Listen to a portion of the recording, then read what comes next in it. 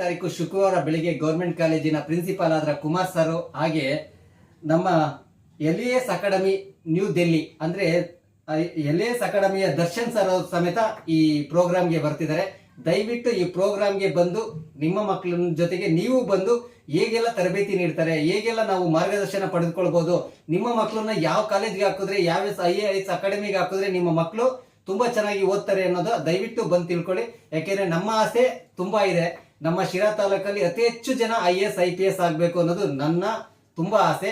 ಅದೇ ಉದ್ದೇಶಕ್ಕೆ ಇದು ಪ್ರಥಮ ಬಾರಿಗೆ ನಾವು ಸ್ಟಾರ್ಟ್ ಮಾಡ್ತಾ ಇದೀವಿ. ಶಿರಾ ತಾಲೂಕಲ್ಲಿ IAS ಮಾಡಲೇಬೇಕು ನಮ್ಮ ಹುಡುಗರನ್ನ ಅನ್ನೋದಕ್ಕೆ ಪ್ರಥಮ ಬಾರಿಗೆ ಸ್ಟಾರ್ಟ್ ಮಾಡ್ತಿದೀವಿ.